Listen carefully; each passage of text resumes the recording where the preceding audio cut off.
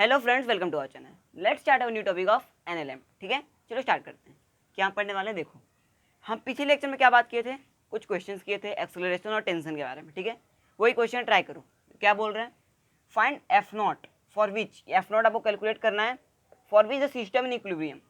Equilibrium मतलब होता क्या है, F net equals to zero. ठीक है, तो आपको निकालना है एफ नॉट जिससे इक्विलिब्रियम हो। इक्विलिब्रियम मतलब F net equals to zero. चलो ट्राई करो, हो गया। चलो देखते हैं। देखो पहला कैसे बनेगा, पहले टेंशन मार्क कर लो। टेंशन यहाँ पर टोपी खोल दिया, ये छाता बोल सकते हो, m2g। ठीक है, एक्सेलरेशन इधर होगा मान लो। ठीक है, तो देखो टेंशन इधर ही, ये t, ये t, तो ये क्या हो जाएगा, 2t हो जाएगा। पढ़ाए हूँ एटवुड मशीन, याद है। चलो 2t equals to F not, हमको क्या पता चला, 2t equals to F not किसके लिए है, फॉर इक्विलिब्रियम। सही है, तो एफ नॉट का वैल्यू क्या आ जाएगा, टेंशन का वैल्यू क्या है, m2g, तो हो जाएगा 2m2g। एफ नॉट का वैल्यू आ गया, आया समझ में। तो ऐसे क्वेश्चन सॉल्व होते हैं। ठीक है, अब इसका कैलकुलेट करो, 2 नंबर क्वेश्चन सॉल्व करो।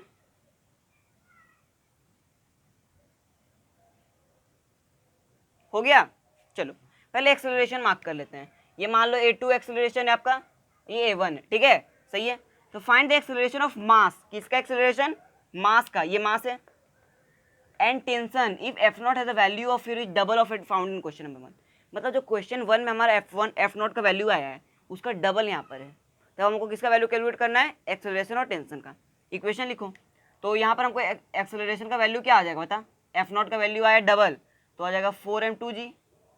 सही है, चलो अब इक्वेशन लिखते हैं पहले। ठीक है, इसका पहले इक्वेशन बताओ, F naught minus 2t equals to m1a1, पहला इक्वेशन आ गया। और बताओ इसका, बता एक्सप्रेशन ऊपर है, मतलब t minus m2g equals to m2a2। सही है। और बता एक्सेलरेशन का इक्वेशन क्या बनेगा, बता। देखो a1 है, पुली के ऊपर वाला है, तो क्या होगा बता, कंस्टेंट याद है वही बता, a1 equals to a2 plus fix position का क्या होता है 0/2 आ गया। तो a2 का वैल्यू क्या आया 2a1, तो वैल्यू पुट करो आंसर आ जाएगा। आया समझ में, ये आपका है तीसरा इक्वेशन। आ रहा है समझ में। तो ऐसे आप एक्सेलरेशन और टेंशन का वैल्यू कैलकुलेट कर सकते हो, बहुत ईजी है, सिंपल सा क्वेश्चन था। नोट करो, अब हम बढ़ते हैं न्यूटन्स के थर्ड लॉ के। ठीक है, नोट कर लो।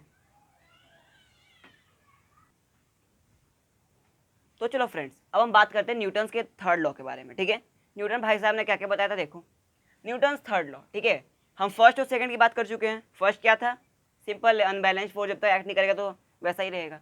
और सेकंड लॉ क्या था, बता बता, हाँ, F equals to D P upon D T. Third law क्या बोलता है देखो, for every action there is an equal and opposite reaction. मतलब किसी भी एक्शन के लिए उसके किसी भी एक्शन के लिए क्या एक इक्वल एंड अपोजिट रिएक्शन लगता है आपके पास। ठीक है, जैसे मैं इस मार्कर से बोर्ड को प्रेस किया, तो मुझे भी बोर्ड ने क्या उसी फोर्स से मुझे प्रेस किया है। आ रहा है समझ में। तो देखो, तो फोर्स को एक्शन रिएक्शन पेयर होने के लिए क्या क्या शर्तों का पालन करना पड़ता है देख लो। क्या है देखो, forces must be of same type. Force को क्या होना चाहिए, सेम टाइप का होना चाहिए। मतलब एक एग्जांपल देखो, जैसे देखो एक मास m का ब्लॉक है, तो ऊपर में क्या लगेगा, इसका नॉर्मल लगेगा, नीचे क्या लगेगा mg लगेगा। पता नॉर्मल और mg क्या है, एक्शन रिएक्शन पेयर है या नहीं, ट्रू और फॉल्स, गलत। क्यों, ये एक्शन रिएक्शन पेयर है ही नहीं, क्योंकि एक्शन रिएक्शन पेयर होने के लिए क्या होना चाहिए, 2 डिफरेंट बॉडीज पे लगना चाहिए। लेकिन 2 डिफरेंट बॉडीज पे तो लग रहा है, सही है। 2 डिफरेंट बॉडीज पे लग रहा है, नहीं, सेम बॉडीज पे लग रहा है। देखो नॉर्मल मतलब एम मास ने अपने ऊपर से निकाला और एम जी नीचे, ये तो केस नहीं ले रहा है। लेकिन दूसरा केस क्या है, forces must be of same type. मतलब क्या, सेम टाइप का फोर्स होना चाहिए। कॉन्टैक्ट है तो कॉन्टैक्ट होना चाहिए, non contact non contact, electromagnetic है तो दोनों इलेक्ट्रोमैग्नेटिक होने चाहिए। दोनों इलेक्ट्रोमैग्नेटिक नहीं है, एक है कॉन्टैक्ट एक है ग्रेविटेशनल, तो गलत है। ठीक है, तो ये क्या है, not valid for action reaction pair. और क्या है, forces should be equal and must act up opposite direction of application. मतलब फोर्स को क्या होना चाहिए, इक्वल मैग्नीट्यूड होगा और अपोजिट डायरेक्शन में लगेगा, ठीक है। Physical contact is not necessary for third law, मतलब फिजिकल कॉन्टैक्ट नॉट नेसेसरी, मतलब जैसे आप एग्जांपल ले लो, आई ले लो, इलेक्ट्रोमैग्नेटिक फोर्स ले लो, याद आया। इलेक्ट्रोमैग्नेटिक फोर्स क्या है, हाँ सेम सेम सेम चार्जेस क्या होता है, रिपेल होते हैं और अपोजिट चार्जेस अट्रैक्ट होते हैं, याद है। तो वही बात है, तो इसको नोट करो, फिर हम चलते हैं क्या, ये हमारा थर्ड लॉ, तो थर्ड लॉ हमारा खत्म हो गया। हमेशा आपको एक ही वर्ड याद रखना है, ये दो लाइन आपको बहुत इंपॉर्टेंट करेगा, और ये क्या है, for every action there is an equal and opposite reaction. ये केस हमेशा याद रखना कि इक्वल फोर्स होना चाहिए, मतलब फोर्स क्या होना चाहिए, सेम टाइप का होना चाहिए और अपोजिट डायरेक्शन में लगना चाहिए, ठीक है। कॉपी कर लो।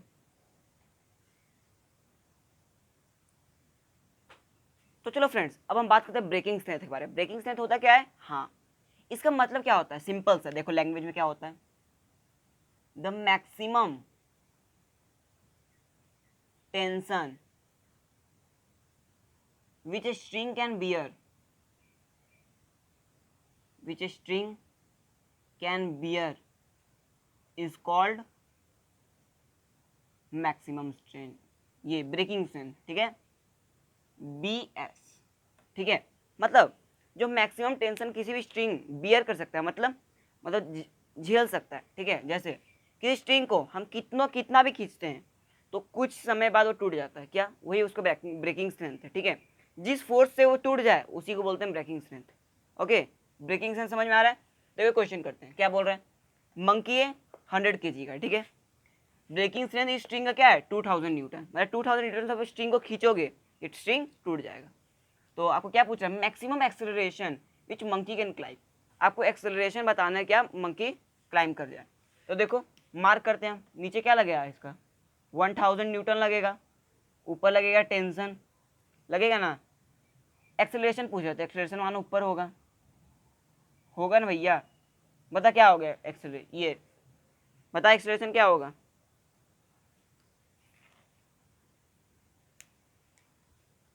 आ रहा है समझ में। देखो एक्सेलरेशन क्या होगा, मंकी तो ऊपर जा रहा है, देखो इक्वेशन पता बताओ क्या होगा, t minus 1000 equals to 100a होगा, टेंशन कितना दिया 2000, मैक्सिमम ब्रेकिंग से मतलब मैक्सिमम टेंशन और मैक्सिमम एक्सेलरेशन सेम है, तो निकाल लो, कैलकुलेट हो जाएगा 100a। अब इसको कैलकुलेट करोगे तो कितना आएगा, 10 मीटर पर सेकेंड स्क्वायर, 10 ही ना आएगा, ये 1000, हाँ 10 मीटर पर सेकेंड स्क्वायर, आया समझ में। तो ऐसे हम कैलकुलेट करते हैं ब्रेकिंग स्ट्रेंथ के सवाल को, ठीक है। और क्वेश्चन देखो क्या है, फिर एक स्ट्रिंग है, इसमें आपको ब्रेकिंग स्ट्रेंथ कुछ नहीं दिया, आपको क्या कैलकुलेट करना है, सिंपल टेंशन, बताओ क्या है, आपको वेलोसिटी दिए हुए है, वेलोसिटी कैसा है, कांस्टेंट है, बताओ हो गया सॉल्व, चलो करते हैं। वेलोसिटी यहाँ पर क्या है, कांस्टेंट है, देखो इक्वेशन बता क्या होगा, नीचे लगेगा क्या mg, ऊपर लगेगा t, मान लो m मास का था मंकी, तो इक्वेशन क्या होगा, t minus M G equals to M A, और यहाँ पे एक्सेलरेशन कैसा है, 0 है, ठीक है। क्यों एक्सेलरेशन 0 क्यों है, क्योंकि वेलोसिटी कांस्टेंट है, तो t equals to M G, answer आ गया। आया समझ में, जब जब वेलोसिटी कांस्टेंट होगा तब टेंशन क्या होगा, एम जी की इक्वल होता है, किसके सवाल में, स्ट्रिंग के सवाल में, ठीक है। कॉपी करो, अगले क्वेश्चन में बढ़ते हैं। तो चलो फ्रेंड्स और सवाल करते हैं ब्रेकिंग स्ट्रेंथ के बारे में, ठीक है। चलो देखते हैं क्या है, पहला सवाल क्या है, find the minimum downward acceleration of the monkey, मतलब मिनिमम डाउनवर्ड एक्सेलरेशन, मिनिमम पूछ रहा है, और ब्रेकिंग स्ट्रेंथ कितना गिवन है, 600। 600 क्या होता है, मैक्सिमम टेंशन, ठीक है, और मिनिमम पूछ रहा है, मतलब डाउनवर्ड कर देंगे तो मिनिमम मैक्सिमम ही हो जाएगा, सही बात है, क्योंकि नीचे जाएगा तो नीचे जितना खींचेगा उतना क्या होगा, वो उसको तोड़ने का कोशिश करेगा स्ट्रिंग को, तो वही सवाल है, सेम क्वेश्चन है। फिर वो क्या कर दिया, घुमा दिया, तो मार्किंग का तो टेंशन किधर लग रहा है, ऊपर कि नीचे, ये आपको पता करना है, बता टेंशन किधर लग रहा है, ऊपर या नीचे। अरे भाई टेंशन तो अलॉन्ग द स्ट्रिंग लगता है, छाता खोलो ऊपर या नीचे, क्या कहाँ खोलेगा, यहाँ खोलेंगे क्योंकि अलॉन्ग द स्ट्रिंग, समझ में आ रहा है। नीचे क्या लगेगा, एम जी, अगर एम मास का ब्लॉक है तो नीचे एम जी आपका लग रहा है, तो इक्वेशन क्या आ रहा है, M G minus T equals to M A आ रहा है। टी कितना गिवन है, 600 है ना। तो मिनिमम डाउनवर्ड एक्सेलरेशन पूछ रहा है, m से m कट जाएगा, पहले यहाँ कर लो। 10m minus 600 equals to m है, सही है। और बता क्या आएगा, बताओ। 10m minus M A equals to 600, सही है। बताओ क्या आने वाला है।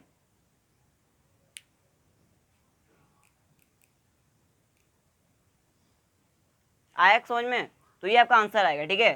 तो यहाँ से एक्सेलरेशन कैलकुलेट कर लो, एक्सेलरेशन आपका आ जाएगा, एक्सेलरेशन यहाँ से वैल्यू कैलकुलेट करेगा, ठीक है। तो यही सवाल था, बहुत इजी था। अगर मैं आपको वेट देता, वेट से भी कैलकुलेट हो जाता, ठीक है, बहुत इजी सवाल था। तो यहाँ से भी एक्सेलरेशन कैलकुलेट कर सकते हो। ये क्वेश्चन देखो क्या है, 50 kg मास दिया है, ठीक है। एक मंकी बोलो, मैन बोलो, find normal exerted by the man on the ground. Ground पे कितना नॉर्मल एक्सर्ट कर रहा है, तो टेंशन क्या होगा, टेंशन तो सिंपल 100 हो जाएगा क्योंकि नीचे 100 लग रहा है। टेंशन 100 नॉर्मल, तो नॉर्मल कैलकुलेट करना, तो नीचे ऊपर क्या लग रहा है इसका, नॉर्मल लग रहा है, और नीचे 500, मतलब ऊपर नॉर्मल, नीचे टेंशन भी इसका 100 लग रहा है, और 500 भी लग रहा है। तो नॉर्मल का वैल्यू कितना आएगा, 600 न्यूटन। आ रहा है समझ में। तो ऐसे कैलकुलेट होता है, ठीक है। इसको देखो क्या बोल रहा है, कैलकुलेट नॉर्मल, देख लो कैसे सिस्टम है। तो टेंशन क्या है बताओ, 100 न्यूटन है। अरे 100 होगा ना, अरे बेसिक सवाल है, सोचना तो इसमें है ही नहीं। यहाँ 100 तो यहाँ भी 100, यहाँ 100 नीचे 600। तो देखो ऊपर नॉर्मल, ऊपर 100, नीचे 600, तो नॉर्मल का वैल्यू क्या आएगा, 500 न्यूटन। आ रहा समझ में। एन से एन काट दूँ, नहीं, एन क्या है, न्यूटन, एन फॉर नॉर्मल, ठीक है। तो कॉपी करो, तीनों के आंसर आ चुके हैं। आया समझ में, कॉपी करो, अगले क्वेश्चन में बढ़ते हैं। तो चलिए फ्रेंड्स और सवाल करते हैं, इजी वाले, चलो देखते हैं क्या है। सिस्टम देखो कैसा बना हुआ है, ठीक है। ऐसे सिस्टम के सवाल आते हैं, मेंस में आएंगे, एडवांस में नहीं, समझ में आ रहा है। चलो देखते हैं। 80 kg मास इसका, 20 kg इसका, इक्विलिब्रियम में है, क्या कैलकुलेट करना है, टेंशन है नॉर्मल। ट्राई कर लो, हो गया। चलो पहले हम एफ वी डी बनाते हैं, ठीक है। पहले मैन का एफ वी डी बनाओ। ऊपर लग रहा है क्या, टेंशन लग रहा है, नीचे ऊपर भी लग रहा है नॉर्मल, तो देखो नॉर्मल ऊपर, टेंशन ऊपर, नीचे क्या लग रहा है, 800 लग रहा है, आपको लग रहा है भैया। तो बोल दो n plus T equals to 800। Acceleration है नहीं क्योंकि इक्विलिब्रियम केस है, ठीक है। ये आ गया, इसका बता सिस्टम का, सिस्टम के ऊपर टेंशन लग रहा होगा और नीचे नॉर्मल लग रहा है, मैन के चलते क्या होगा, ऊपर टेंशन, नीचे एम जी हो गया 200 और नीचे नॉर्मल n, तो क्या होगा, tension equals to 200 plus n। लगा दो, वैल्यू पुट करो, बता क्या टेंशन का वैल्यू आ रहा है, तो आ जाएगा 2n इक्वल्स टू 600 आ गया ना, n इक्वल टू 300 न्यूटन आ जाएगा। आगे समझ में। तो n 300, टेंशन क्या आएगा,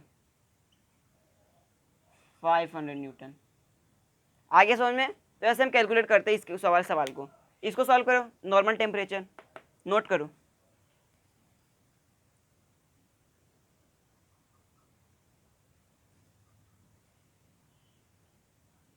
हो गया, नोट हो गया था। चलो सवाल सॉल्व करते हैं। 2 मीटर पर सेकंड स्क्वायर एक्सेलरेशन गिवन है 10 kg 60 kg।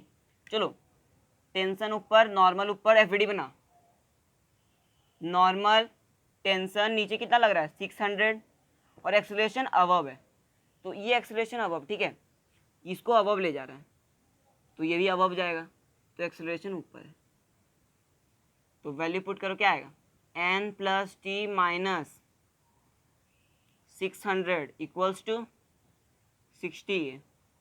दूसरा इक्वेशन क्या आएगा, इसका टेंशन ऊपर है, नॉर्मल नीचे लग रहा है, देखो टेंशन ऊपर 100 एंड नॉर्मल ए, क्या आएगा, T minus 100 plus N equals to 10 है। इक्वेशन नंबर 2 आ रहा है समझ में। चलो सॉल्व करो, इक्वेशन क्या आ रहा है, बता क्या आएगा। यहाँ टी माइनस करोगे इक्वेशन को, चलो माइनस करके देखो, टी से टी उड़ जाएगा, बचा क्या, माइनस एन, माइनस माइनस क्या हो जाएगा प्लस, तो 2n 2n और हो जाएगा -500 इक्वल्स टू 50a। सही है, तो नॉर्मल का वैल्यू क्या है बता, सही बन रहा है ना। अच्छा देखो एक गड़बड़ हो गई है, देखो कितने वेरिएबल्स है मुझे बता, वेरिएबल्स कितने हैं, 3 वेरिएबल, और हमको 3 इक्वेशन की जरूरत है, तो एक और इक्वेशन कहाँ से आएगी बता, एक और इक्वेशन कहाँ से आएगा, ट्राई करो एक बार। हो गया सॉल्व। अरे बहुत इजी है, आपको मैं कंफ्यूज करने के लिए ऐसा बताया। देखो एक फंडोस मेथड आता है, क्या होता है फंडो मेथड, फंडा की तरह आपका सवाल खत्म हो जाएगा 1 मिनटों में, समझ में आया। ऐसे सवाल आपको दिखे जूते वाले, इसको क्या बोलते हैं, जूते वाले सवाल, ठीक है। तो देखो जूते वाले सवाल कैसे होते हैं, सिस्टम मान लो 60 kg 10 kg कितना होता है, 70 kg होता है, सिस्टम ले लें, इधर टेंशन टी टी, यहाँ पर क्या हो जाएगा 2t हो जाएगा, सिस्टम का टेंशन क्या हो गया 2t हो गया, एक्सेलरेशन है 2 मीटर पर सेकंड स्क्वायर, नीचे लग रहा है 700, आगे टेंशन का वैल्यू देखा, बच्चे वाले इसको सवाल बोलते हैं। 140 आया तो टेंशन का वैल्यू क्या है बता, 420 न्यूटन आंसर। टेंशन से नॉर्मल आपको नहीं आएगा, अरे किसी वैल्यू पुट कर देना, अरे समझ में, एक्सेलरेशन का वैल्यू गिवन ही है, ऐसे भी आप सॉल्व कर सकते थे, ठीक है, आप ऐसे भी सॉल्व कर सकते हैं, 3 वेरिएबल तो है, आपको तो एक्सेलरेशन का वैल्यू गिवन है, या 2 भी वैल्यू लिख सकते हो। देखो आप दोनों तरह से सॉल्व कर सकते हो, ठीक है। मैं आपको कंफ्यूज करने के लिए आपको ए लिख दिया, ठीक है। ए आपको लिखा था, डर क्या है यार, एक्सेलरेशन तो गिवन है, आ रहा है समझ में, ऐसे करो या ऐसे करो बात बराबर, इसको लिख लो शॉर्ट ट्रिक, ठीक है। ये आपका क्या है, शॉर्ट है, शॉर्ट है, ये लॉन्ग मेथड है, जैसे करना है वैसे करो, कॉपी कर लो। तो चलिए फ्रेंड्स अब शुरू करते हैं हम अगले सवाल पर, ठीक है। देखो ये पहलवान है, कौन है, हमारे WWE के क्या है, प्लेयर है, WWE के प्लेयर है, क्या है, एक मास 10 kg पे खड़े हैं, 2 पुली को पकड़े हुए ऐसे ऐसे करके, ठीक है, उसको प्रेस कर रहे हैं, टान रहे हैं, तो इक्विलिब्रियम में कंडीशन, ठीक है, ये खड़े पकड़ के, तो कैलकुलेट टेंशन, अब वो टेंशन कैलकुलेट करना है, पहले मार्किंग कर लो, दिस इज टी, ये भी क्या है टी, ये क्या है 2t है, ये क्या है टी है, ये भी टी है, और ये 2t है। मार्किंग करनी आता है, एटवुड मशीन याद है, बस मार्किंग पूछे एटवुड मशीन हमेशा याद रखना, पढ़ा चुका हूँ मैं पिछले लेक्चर में। चलो शॉर्ट ट्रिक पहले बता, सिस्टम कितना का हो गया, 100 kg का हो गया, 90 + 10, ओके, नीचे 1000 लग रहा है, ऊपर कितना है 40 लग रहा है, इक्विलिब्रियम, बस आ गया आंसर। टेंशन का वैल्यू कितना आया, 428 आ जाएगा, फिर आएगा क्या 428, सॉरी 1000/4 आ गया पर टेंशन का वैल्यू, आंसर आ गया, टेंशन आ गया, नोट कर लो।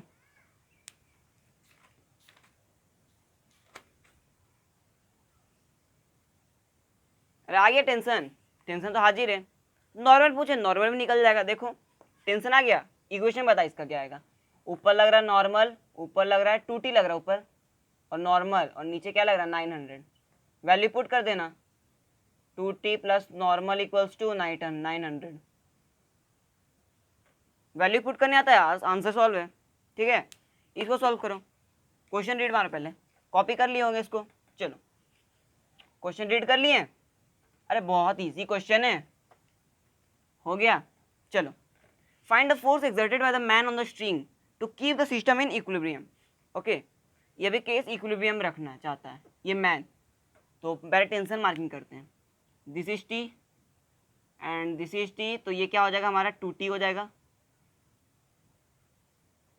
ये हमारा t है, ये हमारा t है, ये भी 2t है, ये भी 2t है, ये t, ये 2t, ये t एंड 2t, समझ में आया।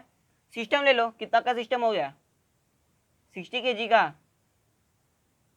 अरे होगा ना भैया, 10 और 50 कितना होता है 60 होता है, 60 नीचे कितना लग रहा है 600 लग रहा है, तो टी का वैल्यू क्या आया 100 न्यूटन, आंसर। फोर्स तो आ गया, एक शब्दों में फोर्स आ गया, टेंशन 500 न्यूटन से खींचेगा बस, आया समझ में? नॉर्मल निकालना चाहते हो नॉर्मल निकालो। इक्वेशन पता क्या आएगा, ऊपर लग रहा है इसका टेंशन और नॉर्मली ऊपर ही लग रहा है और नीचे क्या लग रहा है 500, तो नॉर्मल क्या आएगा बता, क्या लगता है 400 न्यूटन आएगा। सही है गलत है बता, राइट और रॉन्ग? अरे भैया सही है, ठीक है। इक्वेशन लिखने आता है बस, कॉन्फिडेंस रहो अपने आप में, सही होगा, ठीक है। अब हमारा खत्म हो गया, ये था ब्रेकिंग स्ट्रेंथ का सवाल, यही तक था। अब पढ़ने जा रहे हैं वेइंग मशीन। क्या पढ़ने जा रहे हैं? वेइंग मशीन, वेटिंग मशीन नहीं, वेइंग मशीन। तो कॉपी करो और टॉपिक दे दो वेइंग मशीन। तो चलो फ्रेंड्स, अब हम बात करते हैं वेइंग मशीन के बारे में। वेइंग मशीन असल में मेजर क्या करता है? अगर आप डिजिटल वेइंग मशीन में खड़े होंगे तो आप अगर जोर से प्रेस करते हैं, क्या आपका वजन कुछ समय के लिए ज़्यादा हो जाता है? होता है भैया। एक हाथ आप कस के प्रेस करते हो, क्या होता है? वजन ज़्यादा होता है फिर कम हो जाता है, ठीक है। मतलब वेइंग मशीन एक्चुअली में क्या मेजर करता है? नॉर्मल। आप कॉन्टैक्ट जितना कस के दोगे उतना ही वो रिएक्शन आप पे देगा, ठीक है। एक्शन रिएक्शन पेयर जिसको बोलते हैं, ठीक है। तो वही नॉर्मल मेजर करते हैं। किसी लोग लोग बोलेंगे एमजी मेजर करता है, गलत बात है। एमजी कोई मेजर ही नहीं करेगा। अरे खड़ा होते लॉन्ग प्रेस करते हैं तो आपका एमजी तो लॉन्ग कैसे हो जाएगा? आपका वेट बढ़ जाता है, गलत बात, ठीक है। तो नॉर्मल क्या मेजर करता है? नॉर्मल मेजर करता है, ये हमेशा याद रखना, ठीक है। आपको सवाल में कभी गलती नहीं होगी, ठीक है। चलो करते हैं। तो वेइंग मशीन होता कैसे देख लो, ये आपका वेइंग मशीन है। इस पे अगर कोई मैन खड़ा है, क्या खड़ा है? मैन, तो ऊपर क्या लगाएगा? नॉर्मल लगाता है और नीचे क्या लगाता है? एमजी, ठीक है। जितना ज़्यादा प्रेस करेगा उतना ज़्यादा नॉर्मल रहेगा। बात समझ में आ रही है? जैसे आप स्पोर्ट्स के टीचर के पास जाओगे तो क्या बोलता है? अगर आपको लॉन्ग जंप मारना है, लॉन्ग जंप मारना है तो क्या करो? जोर से प्रेस करो जमीन को, उसके बाद उठो। क्यों? क्योंकि अगर आप प्रेस करोगे आप लैंड को तो क्या उतना ही रिएक्शन आपको लैंड भी देगा। न्यूटन थर्ड लॉ भाई साहब बोल रहे हैं, ठीक है। तो वही होता है, आप खड़े खड़े जंप नहीं मार सकते हो, हल्के झुक के आप मार पाएंगे, ठीक है। आप प्रेस करते हो पहले धरती को, उसके बाद आप उठते हो, ओके। तो ये नोट कर लेना। अब हम पहला केस पढ़ेंगे। जो वेलोसिटी क्या होता है? कांस्टेंट होता है। तो हमारा वेइंग मशीन क्या मेजर करता है? तो वेलोसिटी कांस्टेंट सिंपल सा मतलब क्या है? एक्सेलरेशन जीरो, मतलब आया। तो हमारा जो वेइंग मशीन है क्या मेजर करेगा? N equals to M G measure करता है। आया समझ में? तो जो वेलोसिटी कांस्टेंट तो N equals to M G, मतलब वेइंग मशीन क्या मेजर कर रहा है? एम जी को मेजर कर रहा है, ठीक है। आया समझ में? तो नोट कर लिए होंगे। अब हमारा सेकंड केस क्या है? देखो, जब एक्सेलरेशन इज अपवर्ड्स, जब एक्सेलरेशन हम अपवर्ड है, हम किसी लिफ्ट पे बैठे हैं और एक्सेलरेशन कैसा है? अपवर्ड सिस्टम का, ठीक है। तो क्या होगा? नॉर्मल ऊपर लगेगा उस मैन का, एक्सेलरेशन भी ऊपर है, एम जी नीचे है, तो क्या लगेगा? N equals to M G plus M है। इक्वेशन लिखने आता है ना? देखो वेट क्या हो गया, बढ़ा कि घटा? पहले एम जी था, एम जी से क्या हो गया? एम जी प्लस एम है, मतलब क्या? वेट बढ़ गया। वेट क्या बढ़ गया? इस वेट को हम क्या बोलते हैं? Apparent wait. क्या बोलते हैं? Apparent wait. वेट क्या हो गया? बढ़ गया भाई साहब। तो मैं आपको फील के दिल बताऊं कि आप लिफ्ट में कहीं बैठते हो, आप लिफ्ट में खड़े हो, तो आप अगर लिफ्ट आपको ऊपर जा रही है तो आपको लगता है ना कि मेरा वजन बढ़ गया है, लगता है हम फट के नीचे गिर जाएंगे, लगता है ना भैया? वही बोलते हैं वजन क्या बढ़ जाता है एक्चुअली में, ठीक है। वजन तो बढ़ता नहीं है, मतलब नॉर्मल आपका बढ़ जाता है, इसलिए क्या वेइंग मशीन ज़्यादा मेजर करने लगेगा। तो थर्ड केस क्या है? Acceleration is downwards. पता है क्या होगा? नॉर्मल तो ऊपर ही लगेगा और एम जी नीचे, ओनली एक्सेलरेशन नीचे, तो यहाँ पर क्या होगा? N equals to M G minus M है, मतलब क्या हो गया? वेट क्या हो गया? घट हो गया, घट गया, मतलब क्या? Weight is decreased. यहाँ वेट डिक्रीज हो रहा है, यहाँ पर क्या हो रहा है? वेट इंक्रीज हो रहा है। आ रहा है समझ में? तो ये डिफरेंस है दोनों पे, अपेरेंट वेट दोनों का है, ठीक है। आ रहा है समझ में? तो यही वेइंग मशीन की खास बात है कि नॉर्मल मेजर करता है, नॉर्मल अलग अलग प्लेस में अलग अलग जैसा होगा, ठीक है। तो कॉपी करो, कुछ क्वेश्चंस करते हैं।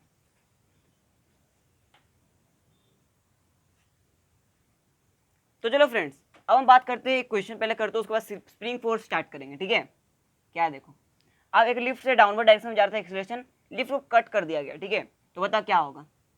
तो इसका नॉर्मल ऊपर था, एम जी नीचे था, ठीक है। तो इक्वेशन क्या थी पहले? N equals to M G minus M A था। तो लेकिन क्या ए क्या हो गया? अब इसकी मतलब कट कर दिया जाएगा तो लिफ्ट कैसे गिरेगा? ग्रेविटी जी से गिरेगा, एक्सेलरेशन क्या हो जाएगा? जी हो जाएगा। तो ये यहाँ पर क्या हो जाएगा, जी हो जाएगा, तो क्या हो गया M G minus M G, तो नॉर्मल क्या हो गया 0, मतलब क्या कॉन्टैक्ट आपका छूट जाएगा। अगर आपको कोई लिफ्ट काट दिया गया तो आप कॉन्टैक्ट छूट जाएगा, आपका लिफ्ट के ऊपर खड़े नहीं हो पाओगे, आप हवा में उड़ जाओगे, ठीक है, इसी की एयर स्पेस में आप उड़ते लगोगे। आ रहा समझ में, इंपॉर्टेंट केस था। चलो शुरू करते हैं स्प्रिंग फोर्स। अब स्प्रिंग फोर्स असल में होता क्या है, देखो क्या बोलते हैं, आपको एक सिस्टम बताते हैं क्या होता है स्प्रिंग फोर्स। देखो कोई मास एम ब्लॉक है, देखो यहाँ पर उस पर एक स्प्रिंग लगा हुआ है, यही स्प्रिंग हमारा, ठीक है, ठीक है, स्प्रिंग, स्प्रिंग का लेंथ कुछ एक्स हो सकता है, और इसका जो कांस्टेंट बोलते हैं, स्प्रिंग कांस्टेंट क्या बोलते हैं उसको, के बोलते हैं। के क्या है हमारा, स्प्रिंग कांस्टेंट, याद रखना, ओके, के क्या है, स्प्रिंग कांस्टेंट। चलो तो यहाँ से हमको पता चला, यहाँ से एफ कोई खींच रहा होगा, तो बताओ एफ, एफ एस पी मतलब स्प्रिंग का फोर्स प्रोपोर्शनल किसके होता है, माइनस एक्स के प्रोपोर्शनल होता है, मतलब एफ एस पी किसके इक्वल होगा, माइनस के एक्स के इक्वल होता है, ठीक है, यही फॉर्मूला स्प्रिंग फोर्स का। आया समझ में। यहाँ पर के क्या है, नोट कर लो, के क्या है, स्प्रिंग कांस्टेंट, और एक्स क्या है, length measured from natural length, मतलब नेचुरल लेंथ से जो मेजर किया जाएगा एक्स, वही हमारा क्या होगा, एक्स होगा। और ये हमेशा क्या करना है, एक्स क्या मीन पोजीशन पे कैसा होता है, 0 होता है, ये भी याद रखना, ठीक है, मीन पोजीशन क्या होता है, 0 होता है। मीन पोजीशन के एक्स के बारे में बात करेंगे, पहले इसको कॉपी करो, कॉपी हो कर लो,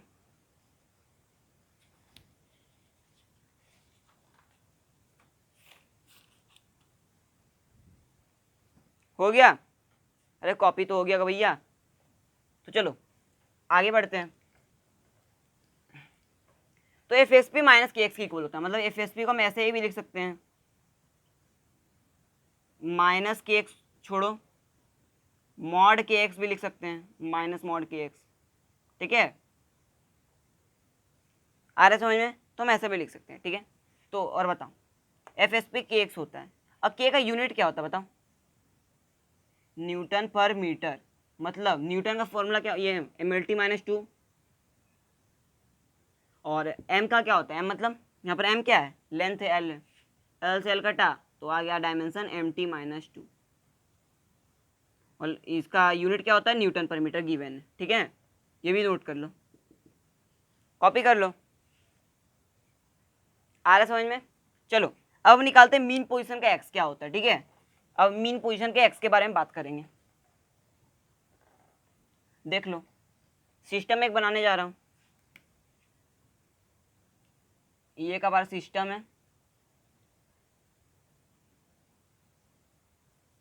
एम मास का ब्लॉक है, इसको हम खींच कर कहाँ तक ले आए, ये हमारा नेचुरल लेंथ है, ठीक है, ये नेचुरल लेंथ है, इसको हम ले आए एक्स लेंथ तक, ठीक है, ये हमारा एम मास आगे क्या एक्स लेंथ, इसको खींच के ले आए, स्प्रिंग तो खींचने होता है, इलास्टिक होता है क्योंकि, ठीक है, तो इसके ऊपर फोर्स क्या लगेगा, के एक्स लगेगा, क्योंकि स्प्रिंग फोर्स क्या है, लेंथ के ऑपोजिट काम करता है, ठीक है, माइनस के एक्स फॉर्मूला याद है, ठीक है, तो के एक्स ऊपर लगेगा और एम जी नीचे लग रहा है, तो K X equal to M G आ गया, एक्स का वैल्यू क्या आया, एम जी अपॉन के, यही आपका मीन पोजीशन है, जहाँ तक मैक्सिमम एक्सटेंशन होता है उसे हम क्या बोलते हैं, मीन पोजीशन बोलते हैं, जहाँ तक वो स्प्रिंग मैक्सिमम एक्सटेंशन अटेन कर लेगा उसको हम क्या बोलेंगे, मीन पोजीशन बोलेंगे। आ रहा है समझ में, तो कॉपी कर लो, आ गया समझ में, आ रहा है समझ में। तो हम बात करते हैं स्प्रिंग के बारे में। स्प्रिंग क्या होता है इस चैप्टर में, स्प्रिंग जो हम पढ़ रहे हैं वो कैसा होगा, मासलेस होता है और फ्रिक्शन लेस भी होता है, ये मैं आपको पहले ही बता चुका हूँ, ठीक है, याद है, सही बात है। चलो तो आप सोच रहे होंगे फॉर्मूला कहाँ से आया, minus K X, F equals to minus K X, तो एक लॉ था, इसको नोट कर लेना, एक लॉ था, इसको हम क्या बोले हैं, हुक्स लॉ, बाद में जाके पढ़ोगे क्या बोलते हैं उसको, हुक्स लॉ,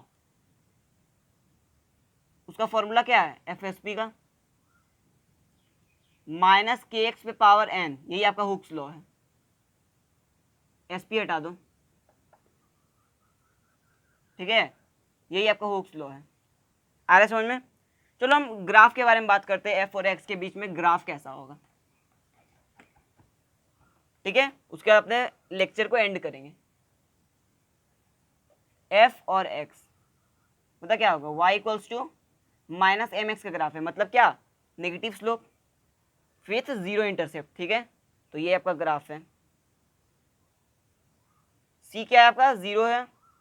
एम क्या है, माइनस के है ना, एम है आपका माइनस के, याद है। चलो, ये आपका क्या है, एफ और एक्स के बीच का ग्राफ आ रहा है समझ में। तो हमारा स्प्रिंग फोर्स का जो टॉपिक है वो यहाँ पर थ्योरी पार्ट तो समाप्त हुआ, लेकिन क्वेश्चंस कुछ अगले पार्ट पे करेंगे। ठीक है, तो आज के लिए इतना ही, पढ़ाई करते रहिए, ऑल द वेरी बेस्ट।